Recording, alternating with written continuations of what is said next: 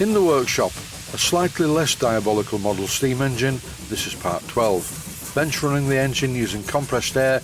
I'm surprised how well it runs considering the way that it was originally made.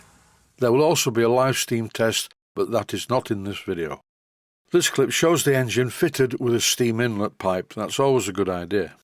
Even though I'm using compressed air, it's a much more secure fitting than just pushing a piece of silicone rubber onto the steam chest inlet. This is what the engine looked like when James, my friend from the northeast of England, brought it down to show me.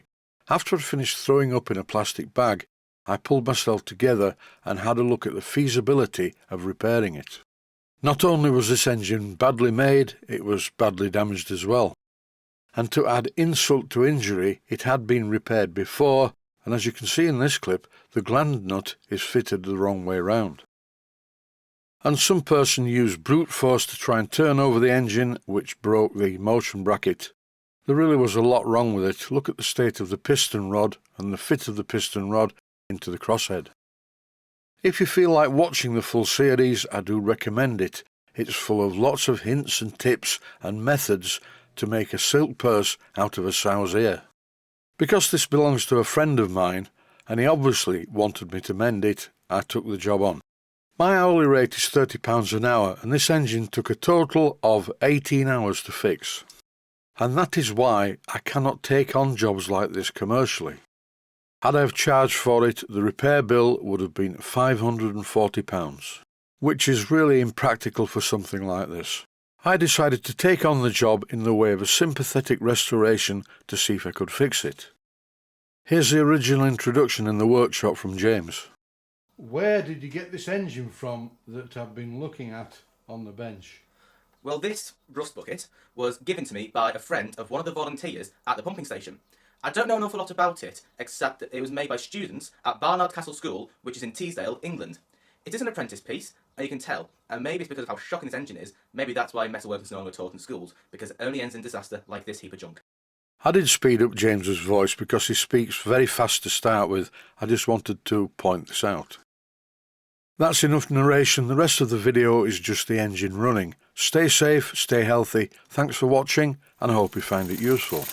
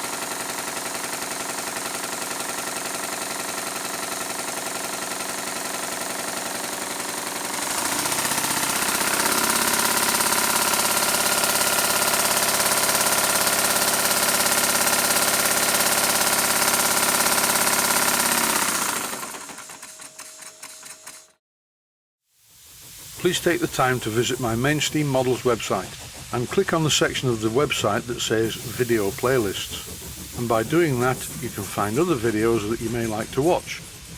And by using the playlists, you can actually watch the videos back to back.